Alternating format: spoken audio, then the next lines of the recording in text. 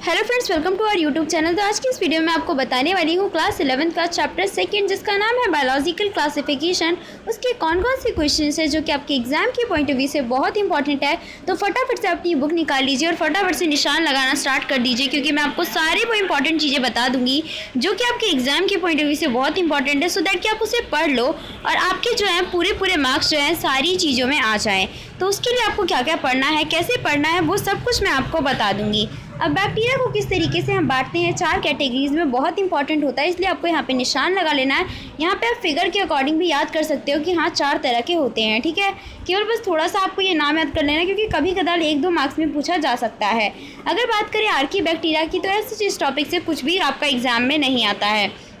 लेकिन अगर यहाँ पे हम बात करें, यहाँ पे ये जो हम यू बैक्टीरिया के टॉपिक में है, यहाँ पे जो है आपका हमेशा से नॉस्टॉक और एनाबीना के बारे में पूछा गया है कि कुछ जो बैक्टीरिया होते हैं वो हमारे फिक्स करते हैं एटमॉस्फेरिक नाइट्रोजन को कुछ स्पेशलाइज सेल के थ्रू, उसको हम कहते हैं हेटेरोसिस्ट, जिसका एग्जाम्पल है नॉस्टॉक एंड एनाबीना। ये क्वेश्चन काफ़ी बार एग्जाम में पूछा गया है, इसलिए आपको ये डेफिनेटली जो है करते हुए चलना है।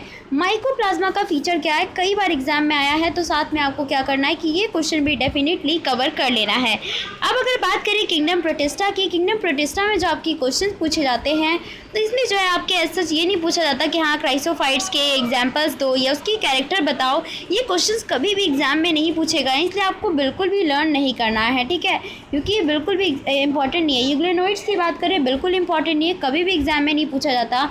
स्लाइम मूड के बारे में कभी नहीं पूछा गया, इसलिए आपको ये भी नहीं करना। अगर बात करें प्रोटोजोआ की, तो इसकी जो हमारी क्राइटेरिया के अकॉर्डिंग बांटा गया है, ये भी कभी भी एग्जाम में नहीं आया, इसलिए आपको ये सारी चीज़ें नहीं करनी है।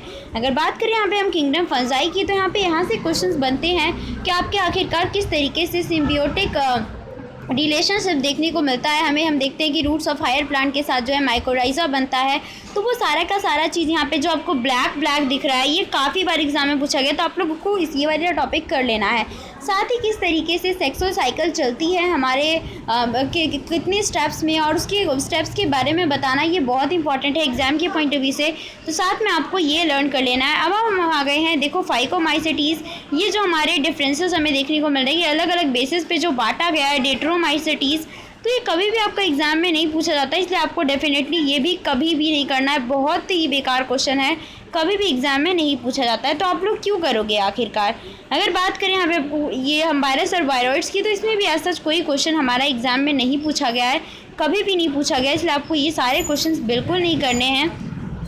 हम लोग यहाँ पे आ गए हैं, ये लाइकेन क्या होता है, ये बहुत इंपॉर्टेंट क्वेश्चन है, ये आपको लर्न कर लेना है। इसके अलावा यहाँ पर आपको कुछ नहीं पढ़ना, केवल लाइकेन वाला टॉपिक पढ़ लेना है आपको। अब हम लोग आ गए हैं यहाँ पर हम एनसीईआरटी के क्वेश्चंस पे, तो अगर मैं आपको बता दूँ कि इसमें जो आपकी इंपॉर्टेंट क्वेश्चन है वो आपका है क्वेश्चन नंबर 6, और साथ ही है आपका इंपॉर्टेंट क्वेश्चन नंबर 9। तो ये दोनों क्वेश्चन पे आप टिक मार्क कर लो, और ये दोनों ज़रूर पढ़ के चले जाना, क्योंकि एग्जाम के पॉइंट ऑफ व्यू से इंपॉर्टेंट है, इसीलिए ही मैं आपको ये सारा कुछ बता रही हूँ।